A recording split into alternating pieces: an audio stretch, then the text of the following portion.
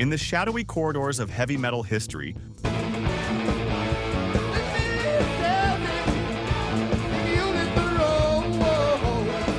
one name has always evoked both admiration and outrage: Ozzy Osbourne, the Prince of Darkness. More than just a pioneering vocalist who co-founded Black Sabbath and helped give birth to heavy metal, Ozzy was a constant source of controversy. His outrageous behavior and unapologetic style earned him both legendary status and a long list of enemies. They always say things that I later regret, you know, like people say to me, is there going to be a reformation of the original Black Sabbath? I go, welcome to another explosive episode of Music Rivalry Exposed. Today, we dive into the stormy world of Ozzy Osbourne and uncover 6 musicians who reportedly despised the Madman of Metal. Known for anthems like Crazy Train and Mr. Crowley, the Birmingham native built a career on unpredictability, often clashing with fellow artists. As Ozzy once told Kerrang! Magazine, "I'm not a rock star, I'm a rock and roll star. And there's a difference." That difference sparked feuds that reshaped the heavy metal landscape. From backstage brawls to cutting remarks in the press, these rivalries expose deeper debates about authenticity, showmanship, and what metal should stand for. Some battles played out under the spotlight, others behind closed doors, but all left scars that remain to this day. Buckle up, because we're counting down 6 bitter rivalries that made Ozzy's life hell. 6. Ronnie James Dio. At number 6 is a feud that shocked metal purists. Ronnie James Dio, the iconic voice of Rainbow and Heaven and Hell.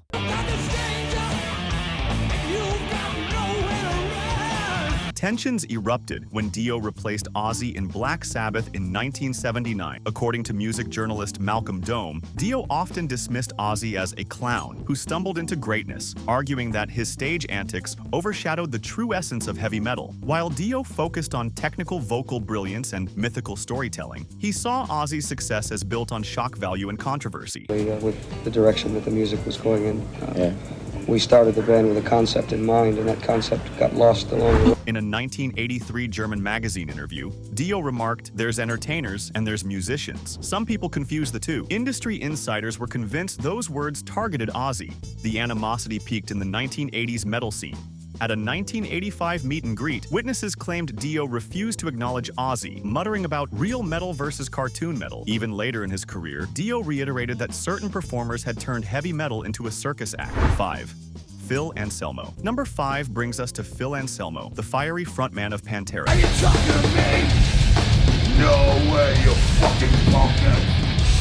Anselmo allegedly viewed Ozzy as an outdated relic from metal's embarrassing past. The conflict surfaced in the early 1990s, when Pantera was redefining metal with their groove sound, while Ozzy's creative output was often labeled as stagnant. According to journalist Jeff Barton, Anselmo once referred to Ozzy as a has-been riding on decades-old glory. What angered Anselmo was Ozzy's continued dominance despite Pantera's efforts to revolutionize the genre.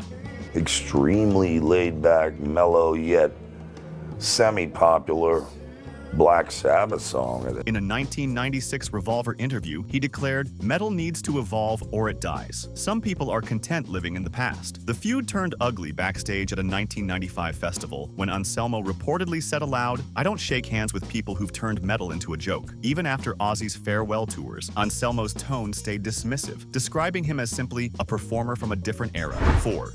Bruce Dickinson. At number 4, we find Bruce Dickinson, the powerful, operatic voice of Iron Maiden.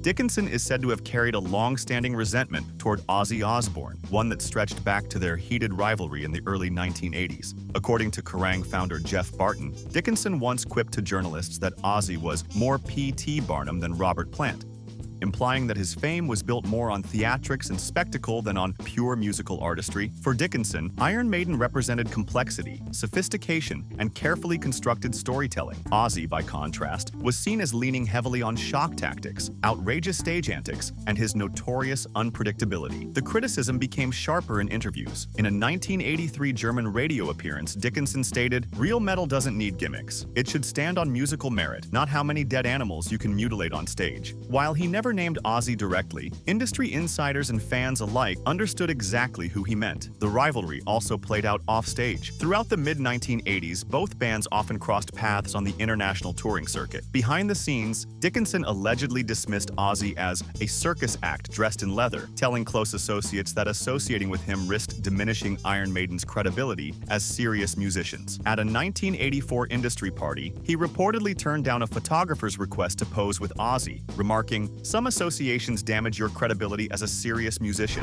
3. Dave Mustaine, Megadeth's outspoken and fiery frontman.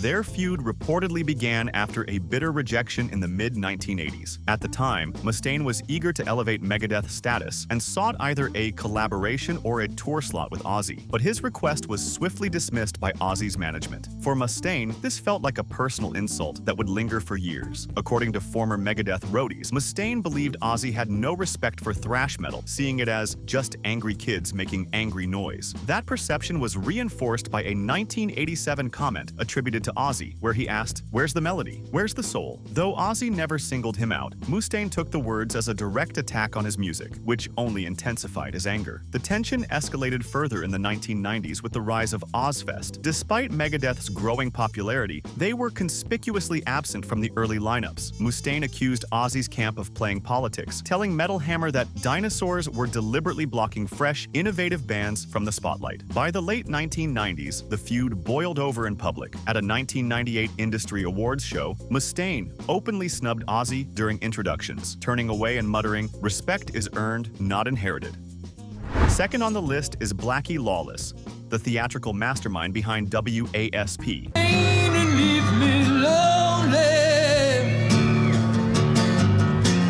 Who reportedly viewed Ozzy Osbourne as a pale imitation of true shock rock. Their feud took root in the early 1980s, when both artists were locked in competition for the crown of the most outrageous performer in heavy metal. According to Circus Magazine editor Catherine Turman, Lawless often dismissed Ozzy as a one-trick pony who got lucky with a bat. While WASP built their reputation on carefully designed horror-inspired stage productions, with blood, props, and elaborate storytelling, Lawless believed Ozzy's performances were sloppy and leaned too heavily on shock value and accidents rather than artistry.